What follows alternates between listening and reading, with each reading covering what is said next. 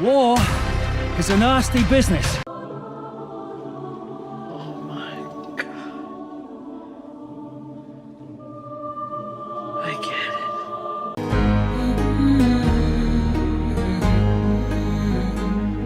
it. Greetings, fellow mortals. Just a reminder, saying it's just my opinion is for cowards. Going into Christopher Nolan's The Odyssey, I have to be honest about the fact that I was not looking forward to it all that much.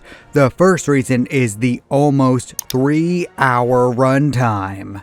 My God, I drink a lot of water, Nolan. I have to pee sometimes. The next issue was the fact that I'm not actually the biggest Christopher Nolan fan in the world. It's not that he's bad in any single individual way, it's just that most of his more popular films are a bit too abstract and up for interpretation for my tastes. Think Inception, Interstellar, and Tenet. Good films, but not to my taste. Way too out there for me. Finally, there is the issue of the controversies surrounding the casting in The Odyssey. Honestly, do not care too much about all that, but I really got tired of it about 2 seconds after it started happening. Hey!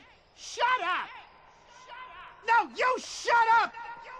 Fortunately, Nolan actually fixed the bathroom break problem with actually having a time to run to the bathroom in the movie. I kid you not, it is right in there. As the third act begins, there's a point where Odysseus finishes speaking with Telemachus for the first time. And I'm sorry if you don't know one of the most famous stories in the world, but spoilers ahead for the basic outline at the very least.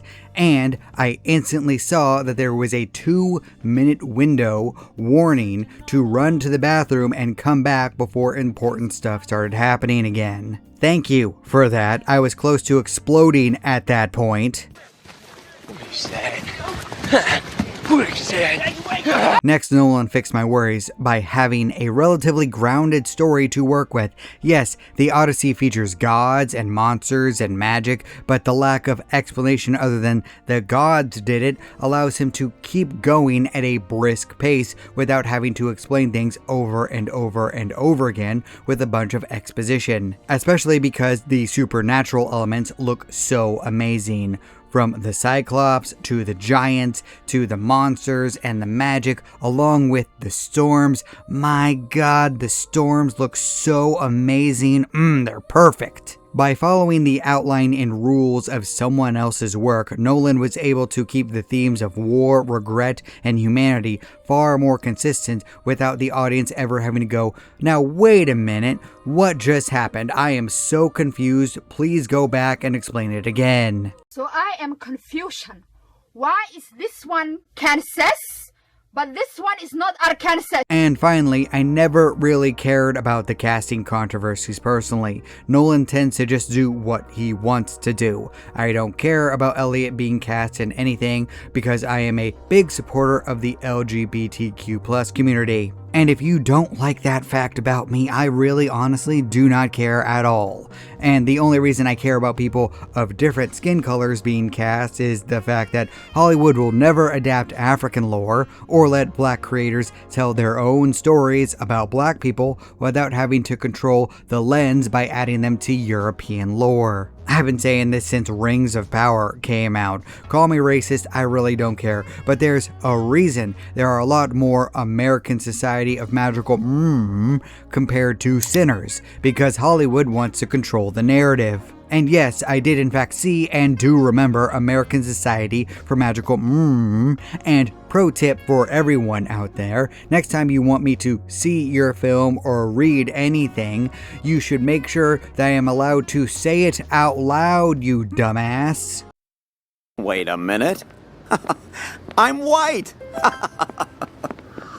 So with all of my biggest worries handled and out of the way, I could go into the film just analyzing it from a storytelling perspective. And I just have to say, it was absolutely amazing. I was loving every single second of it. The first thing that I have to praise above all else is the lighting. I swear to God, I am so sick of not being able to see anything in movies and shows nowadays. Netflix's Avatar was the tipping point for me, to the point that I'm losing my mind over it.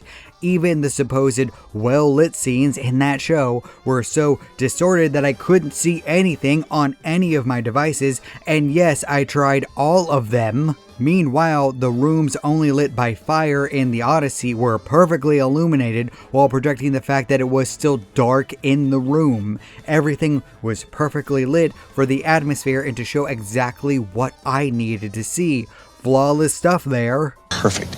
Everything, down to the last minute details. Next is the sound. Now, one thing that I can never take away from Christopher Nolan is his ability to incorporate music, sound effects, and even silence perfectly into a scene. There were more than a few times I got goosebumps all across my arm from the audio alone. Also, in every action scene, I was surprised by my heart rate actually increasing, despite the fact that I knew exactly what was going to happen and who was going to die. Along with the moments where I actually was supposed to feel disturbed by what was happening before my eyes. And there were actually a few scenes where I felt that way, with the Cyclops and Cersei specifically. Great stuff there. Nolan could have made amazing horror movies in another lifetime. I'm just saying.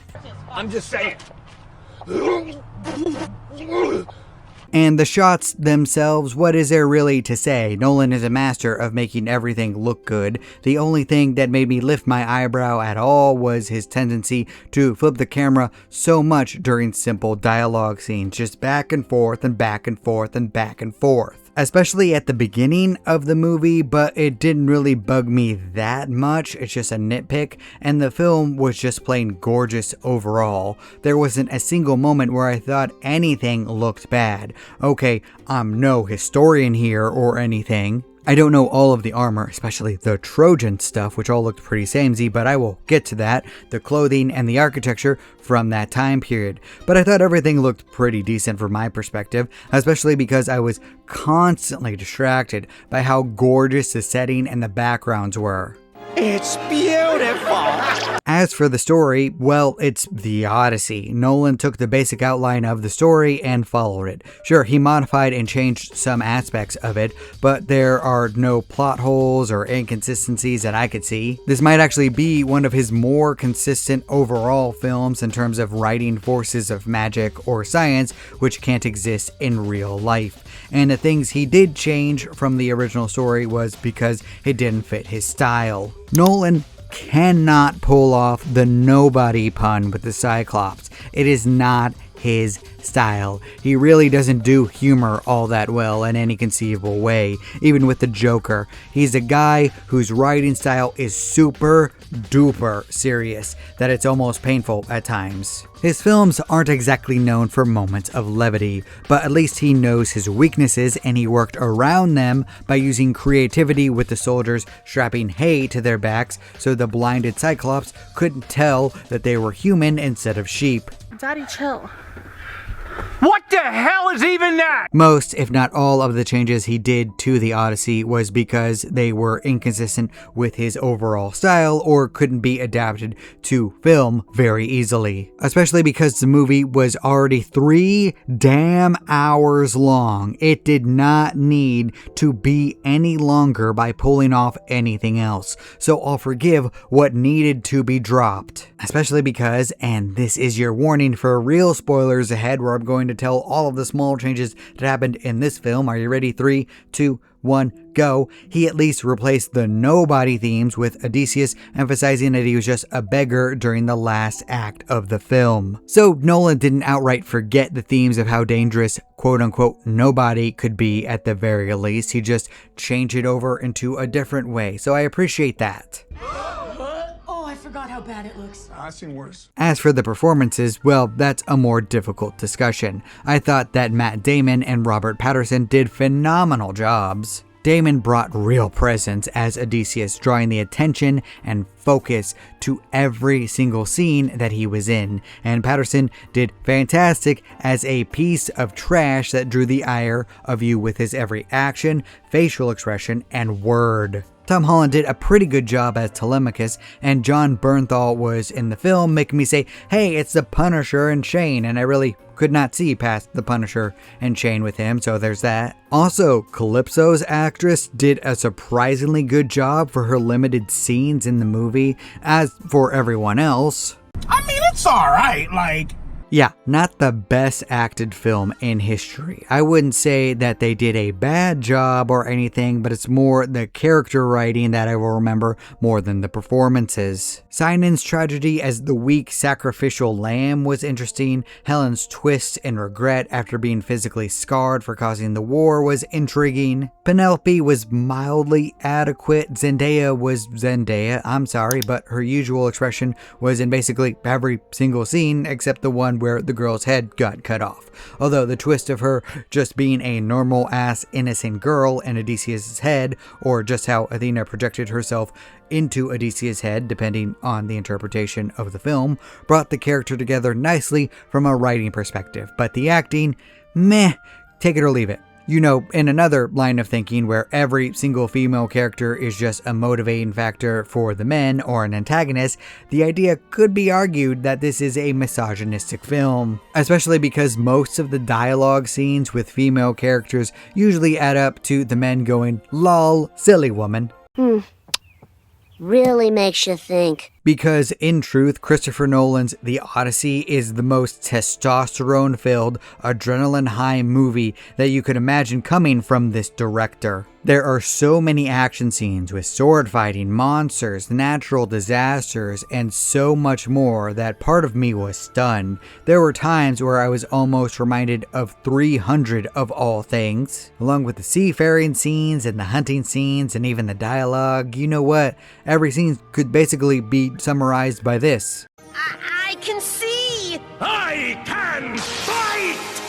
Of course, you could consider it as a criticism of war and fighting and all that. I mean, the deaths were horrific as bodies were sliced, torn, and ripped to pieces, along with being eaten, but it was also awesome to see, which might seem as a juxtaposition between the amazing fighting along with what could be considered the actual most controversial theme of the Odyssey, the criticism of the Trojan horse, where Odysseus' men used a wooden horse to sneak into the city and turn the tides of battle, because if you think about it, it is kind of horrific, a sign of peace and surrender used to sneak into a populated area and slaughter everyone inside, including civilians. This is, in fact, pretty horrific, and this is shown through the battle itself, and once again, it's as beautiful as it is horrific and bloody and awful.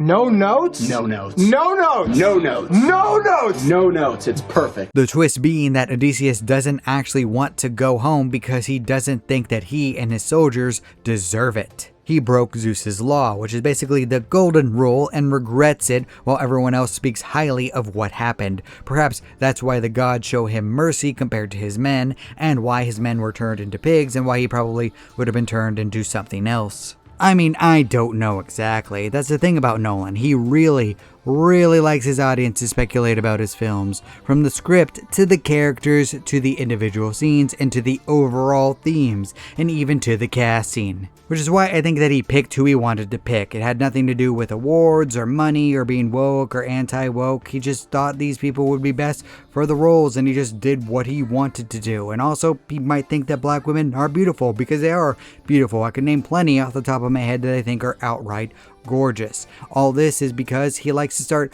conversations over everything and not provide many concrete answers. My work here is done. Of course, all the while, the film does in fact spill out Odysseus' regrets and feelings towards his family, towards his men, towards his enemies. He's a hero's hero with many different flaws, but he's also a man who regrets the horrors which are necessary with war and survival.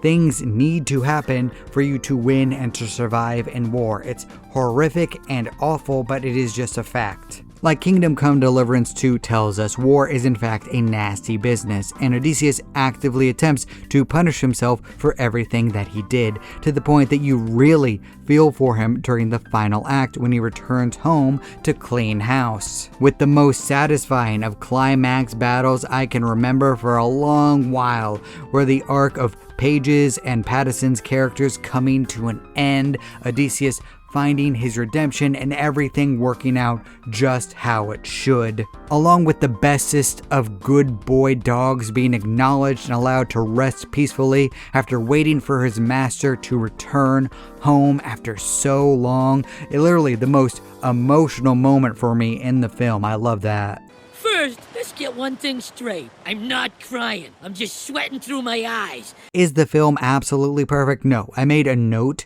that the changes forced Odysseus to shoot the Cyclops after his men already escaped, causing the Cyclops to chase after them. This resulted in multiple different men dying during the escape, all because the Cyclops spit out a helmet. And this did not fit the character of Odysseus in this version at all. 0 out of 10. Tension for no reason, because they needed a very exciting escape scene. I did not like this. Odysseus literally decided to leave the bodies of his men behind for the sake of the living. Nolan should have removed this part. Worst section of the whole movie. Literally went from peak to trash for about 3 minutes there. This is worthless. It's less than worthless, my boy. I actually did try to take notes for this one, by the way, in the theater, but I'm going to be honest, they all look like trash. It was dark in the theater, and I was trying to watch the movie as I wrote. So it didn't exactly work out for me. I can barely read what I wrote down, so I'm going to go through what I can actually decipher. Happiness isn't real if it's fake. Symbolism of being sheep in the cave was nice during the Cyclops stuff. Use of Zeus's law was good throughout the entire film. I wondered if the use of the flashbacks throughout the entire first 2 acts of the film was a meta commentary on how much the story has been repeated and adapted over and over and over again. There's a great quote about the best view of a man is from below him, showing who he really is and how he treats those he thinks is beneath him. Cersei's powers were horrific to watch. I loved it. Perfect horror. There is literally a kicked dog trope with actual dogs and a blind man. And the storm/water effects were so good that it made me want to spend $60 on Black Flag remake when I literally have the original Black Flag behind me right now in the cabinet. Ah, here we go again. If you're so into historical fiction that you can't get beyond the casting, you won't like this at all in any conceivable way. If you don't like the Trojan soldiers having the most generic armor possible for the sake of the themes of showing the enemy as just the enemy in order to make it seem a lot more violent and cruel later, you won't like this. If you don't like the consistent action, you won't like this. If you don't like female characters being regulated to support roles, which they admittedly are basically throughout the entire film, you won't like this. If you don't like Eliot Page's character being there as a tragic figure to be killed, you won't like this. But I really enjoyed Christopher Nolan's The Odyssey. So much so that I will watch it again at some point. Probably not in theaters. I don't have that much time in my life to dedicate to sitting 3 hours a bunch of people who are coughing all the time. But it was absolutely gorgeous. Perfect cinematography, music, and sets. Very good acting from the leads, adequate acting from everyone else, but if I'm going to be honest, no one should really win an award for their performances in this, except maybe for Damon, because he trained his ass off for this, grew out his beard, and dedicated himself to living this role. He literally became Odysseus for this film. I actively believed that he was Odysseus at this part. I lost myself in it with his performance, so that means that he was the best one in this. That's just what I'm saying here. I know where the $250 million went, at least in comparison to Moana, which looked terrible, I'm just saying. Not flawless, not perfect, probably not Christopher Nolan's best film ever, and it's probably not going to be my favorite of the year, but I would recommend this film to anyone who loves action movies, or anything having to do with historical fiction or fantasy. Great stuff, go and see it. Or, I don't know, you can just call me names in the comment section for not caring about the casting at all, or for laughing at the fact that every non-white, non-cis actor's character was killed off or heavily scarred by the end of the film. Oh yeah, don't think that I didn't notice that aspect of the film. Christopher Nolan doesn't care. He's going to do exactly what he wants, and you know what? I like that about him. That actually is pretty funny. But what do you think? Did you like the Odyssey? Did you hate it? Do you think that I'm terrible for liking it? Do you think that I'm terrible for not liking it enough? Please leave a comment down below. I'd love to hear your thoughts. And remember, if you disagree with everything I have to say, that is perfectly fine. After all, everyone is entitled to their objectively wrong opinion. I liked it. Thank you all so much for watching. You're still here? Good night, everybody. Thank you. You bye. Boom. Do not despair.